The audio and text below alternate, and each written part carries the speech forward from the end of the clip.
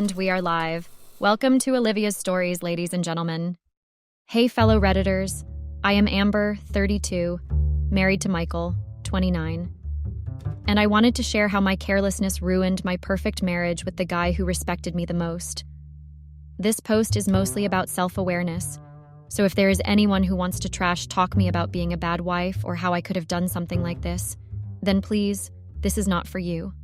I am here to reflect on my mistakes and hopefully provide some insight for others who may be struggling in their own relationships. I had always been an ambitious person since I was a kid. It had always been my dream to work for TVG, which was the biggest and oldest name in the industry. I worked hard on my grades to make sure my GPA was impeccable and aced the placement interviews to make sure that I landed my dream job. All the hard work paid off when I got into TVG, my dream company. I made a promise to myself that I will become a manager within the next 2 years. I knew that achieving this goal would require dedication, perseverance, and continuous learning. With each passing day at TVG, I immersed myself in the work, seeking opportunities to take on new responsibilities and showcase my skills. As I progressed in my career, I remained focused on my goal of becoming a manager in 2 years, constantly seeking feedback and mentorship to further develop my leadership abilities. I met Michael through my family. He had recently moved to our neighborhood and went to the same church. My parents couldn't stop talking about him since the one time he helped them with their car. I wasn't very interested in meeting him, but just to get my parents off my back, I decided to meet him once and get it done with. He was handsome and charming. He made me laugh, and it did not feel forced to spend time with him. We didn't date much, 1, due to my hectic schedule, and 2, he believed that dating a lot ruins the excitement in a relationship, so we got married just 4 months after knowing each other. I know this might be shocking for many people, but frankly, marriage was not a part of my plan and not my priority. I made myself very clear to Michael about my goals and ambitions in life. He was very happy and proud of me for everything I had achieved so far, and everything I would be achieving in the future. I felt that it was not too bad to be married after all. We both agreed that our marriage would not hinder our individual growth and personal development.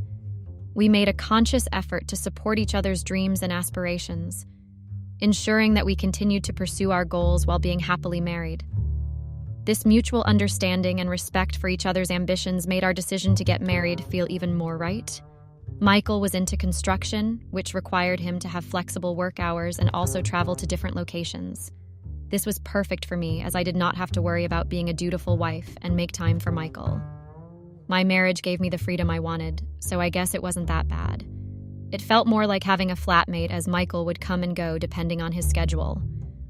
I was aiming for a promotion, so I was making sure I did everything to get it. Richard was one of my teammates who would help and motivate me when things went south. I was happy to have at least one person rooting for me. He understood my difficulties and frustrations. I could talk to him about what and how I felt, and he would get it. The equation I had with Richard was very different from that of Michael. I had to prepare a presentation for my final interview, so I asked Richard if he could help me with it. We obviously couldn't do it in the office, so I asked him to come home if he had no problem. We went home and were working on the presentation, which took longer than we expected. His wife called him to ask when he would be home, and I spoke to her and apologized for keeping her husband away for so long.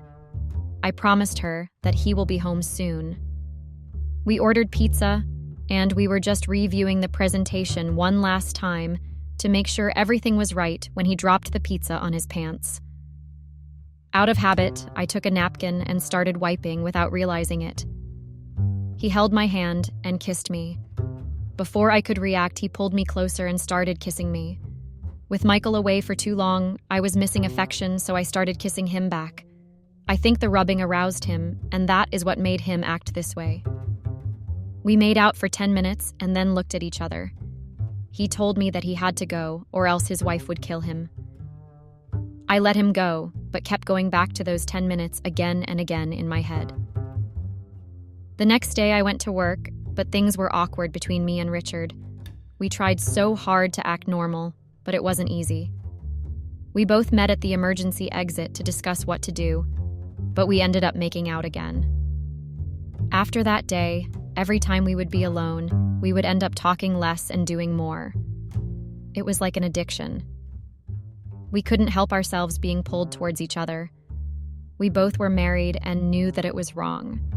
But as much as we tried to stay away from each other, it was getting more and more difficult as we had to keep working and spending time with each other.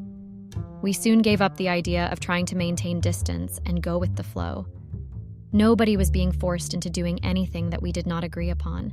We both knew that when it would come to choose between marriage and affair, we would always choose our respective spouses instead of this affair. We were never vocal about it, but it was understood that we valued our marriage more than the affair. I had finally been promoted to a team manager.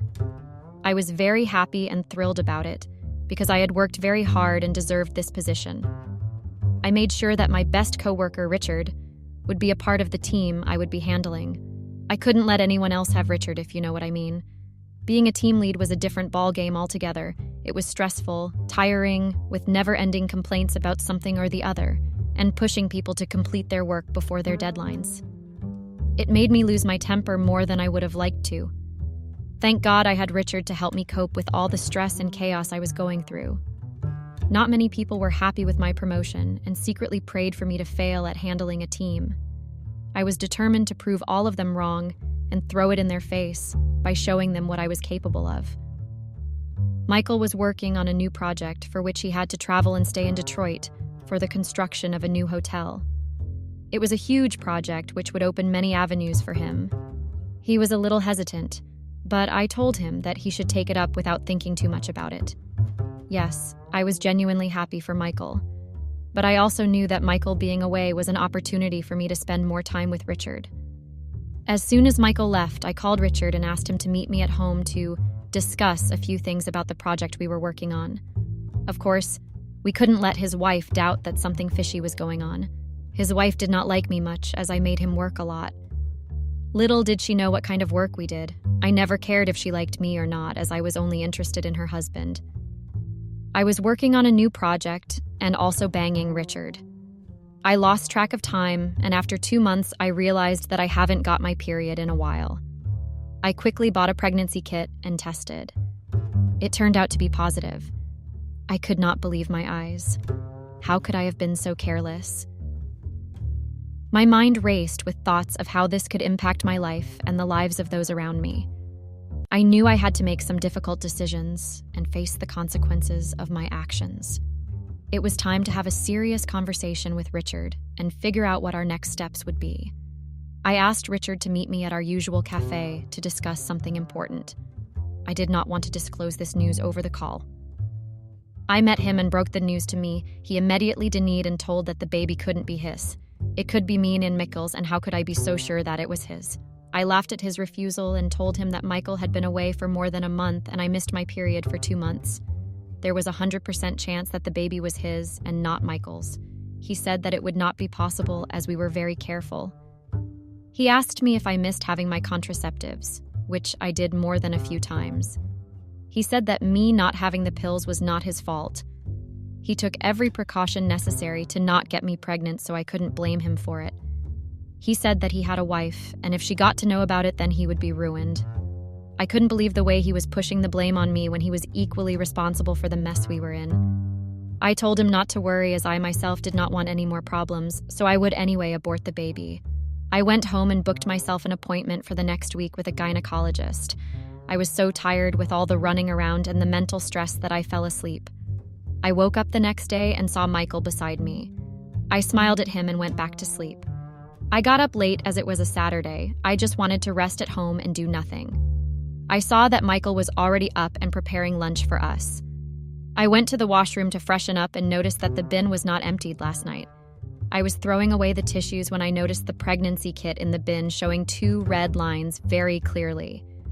I knew that I had to hide it before Michael saw it. I wasn't sure if he already noticed it, but thought of taking my chances.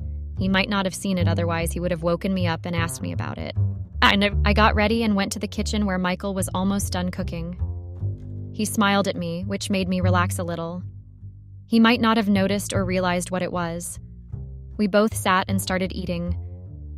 Michael was definitely a better cook than me. Michael asked me if there was something that I wanted to share, so I started telling him about my new project and how stressful it has been so far. He just smiled and reacted to everything I was saying. After lunch, we went to our room, and Michael told me that he had something interesting to show me. He asked me to close my eyes and wait. By this time, I was damn sure that he thought there was nothing wrong with our marriage. I went ahead and closed my eyes in anticipation of a surprise gift. He asked me to extend my hand with my eyes closed and put something in it. I knew it was high time he gifted me something. I opened my eyes and saw the used pregnancy kit in my palm. I looked at him in shock, and he folded his hands and asked me if I liked his surprise, which was more of a shock for him. Michael had found the pregnancy kit in the dustbin and acted so innocent for the past 1 hour. He was already aware that he had been away for a project for more than a month, so there was no way the baby was his. He confronted me about it, and initially I was very adamant that it was his. He would come home over weekends, so that explains it. He said that he was very sure that we would never have sex for at least 3 months. There was always something or the other going on. He kept asking me to come clean about it. I argued with him that he was a very untrustworthy husband. Why could he not believe me and be happy that we were going to be parents? Michael reminded me that he had had a vasectomy due to some complications, so there was no way he could make me or anyone pregnant for that matter. This was a very crucial piece of information that slipped out of my mind at the wrong moment. Of course, he couldn't have kids, and that was one of the main reasons I married him. I knew that he would never pester me to have kids, so I could completely focus on my career.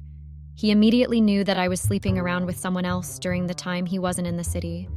After a series of back and forth, I couldn't lie anymore and slipped that it was Richard's. All hell broke loose after that. Michael's face turned red with anger as he demanded an explanation for my betrayal. I couldn't deny the truth any longer, and tearfully admitted that Richard was the father of the baby. Michael asked me to explain to him in detail how it all started and why I hid it from him. He told me that he would have easily divorced me if he knew that I wasn't happy with him. But the truth was that I was having no issues in being married to Michael. I was in fact very happy with Michael, as I could do anything that I wanted, and it did not even feel like I was married. I never thought about it before, but Michael did give me the freedom and space to do things my way. I wasn't even sure why I was having an affair with Richard. Maybe it was just my body wanting a new touch. I told Michael that I was sorry, and I wasn't even sure why I decided to have an affair when I had no issues with him. Maybe I liked Richard as a co-worker, which led to me having an affair with him, imagining what it would be like to get intimate with him. My confession made Michael even more angry that I had no valid reason to have an affair.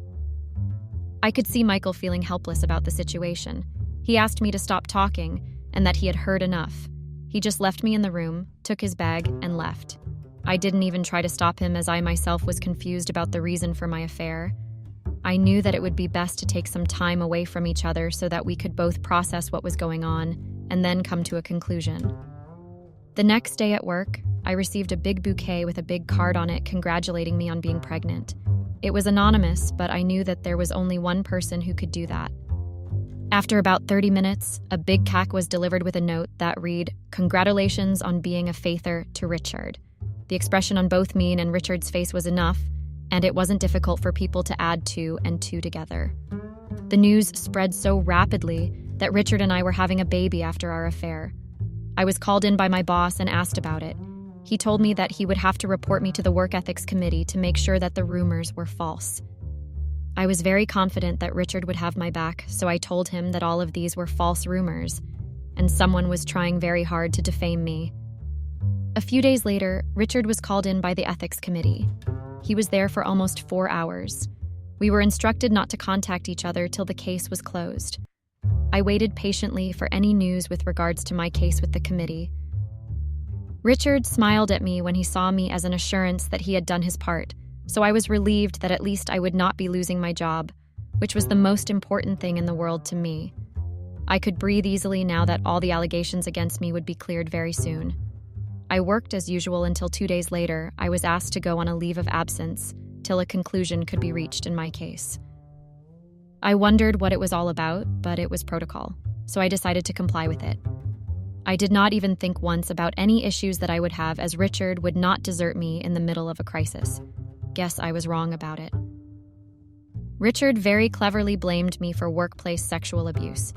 He said that I took advantage of my position and blackmailed him to provide me with sexual favors. I was on the verge of losing my job and getting blacklisted from the entire industry. If I couldn't gather proof, then my professional life would be over. I was so tense about it when I got to know that Richard had done an unexplainable thing. I was packing my bags as Michael wanted me to leave the house, and I myself was feeling too ashamed to live in the same house as him. I was almost done with taking most of the stuff that belonged to me when I saw my phone completely soaked in water. Michael accidentally dropped my phone in the water. I asked Michael what he had done to my phone, but he kept saying that it was a mistake and he did not realize it till it was too late. I did not buy it, but there was nothing else I could say or do. Now I knew that I couldn't retrieve any of the messages exchanged between me and Richard. We just exchanged messages and there were never any pictures, so I had no proof that it was all consensual. I was almost in tears thinking about all the hard work I had put in to get till here to become a manager. It would all be gone just like that. The investigation was completed and I was found guilty of harassing and asking for sexual favors. I appealed to the human resources team, but they denied it, stating that they had a strong testimony that I harassed and overworked people. I told them that there might have been a misunderstanding, and if I could talk to the person, maybe the outcome would be different. They weren't on board with it, but as I had been a very good employee, they gave me an exception. I was asked to come in after 2 days and put my case again with the witness that they would be bringing in. I came all prepared with how it started, and Richard was the one who kissed me first. I went in with confidence, and the witness called in was some random woman who did not even work here. It gave me high hopes to counter her and drop the sexual assault charges against me. She was introduced as Richard's wife. I felt the earth crumble beneath my feet. How could I counter the wife of the man I was sleeping with? Nevertheless, it was not the time to give up now. She played a few recordings where I confirmed that Richard was with me in my house and helping me with work. I could not deny them as all of it was true. I did talk to her a few times, and she was unhappy about him working even after normal office hours. She had the proof, and I didn't.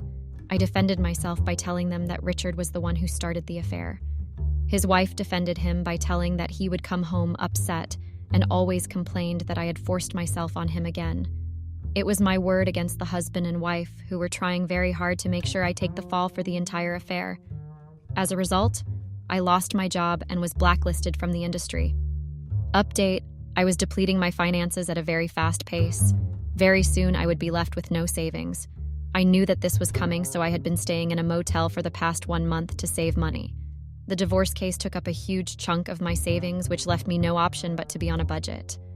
I knew that going to court would be useless, as Michael could easily prove that I had an affair and get away with owning everything that we owned together. I wanted to mutually agree for a divorce, but Michael insisted on going to court.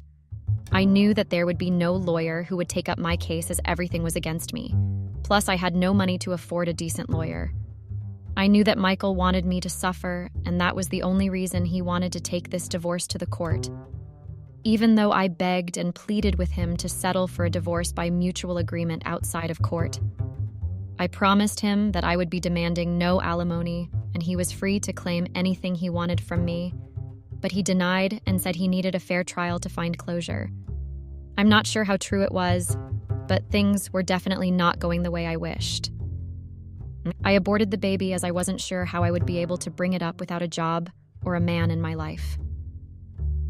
It was not an easy decision, thanks to Michael, who sent my pregnancy test results to my family with a big balloon which read, "Congratulations on becoming grandparents," to embarrass me in front of my family.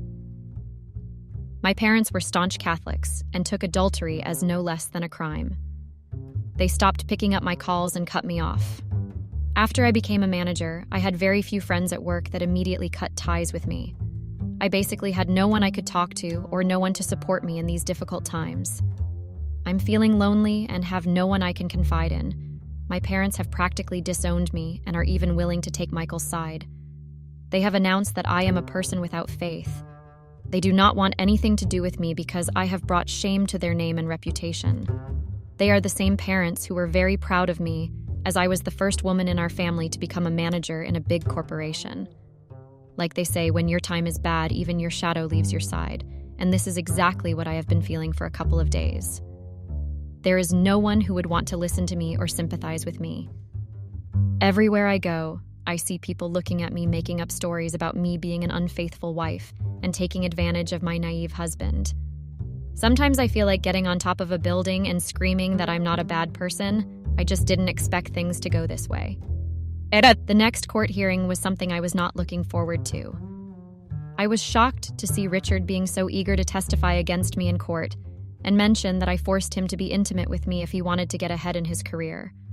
I wondered if this was the same man who kept motivating me and appearing to work harder to get a promotion. I was shocked at his shamelessness, at making himself look like a victim, and not missing any chance of making me look like a monster. Needless to say, I lost the case. Now I am stuck in a shitty motel with no job, no parents, no husband, and basically no one to talk to. I have decided to be a lone warrior and fight my battles alone going forward. I am not writing this post to garner sympathy for myself. This is just something that makes me calm and relaxed. I agree that I committed a sin, so I would appreciate it if no one judges me for what I have done. This is my coping mechanism of putting my thoughts out there, which has helped me get through tough times.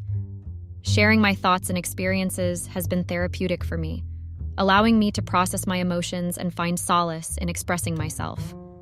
It's important to have an outlet during challenging periods, and this has been mine. I hope that by sharing my story, others may find comfort or relate to their own struggles. Thank you all for joining me in this tough journey of finding myself.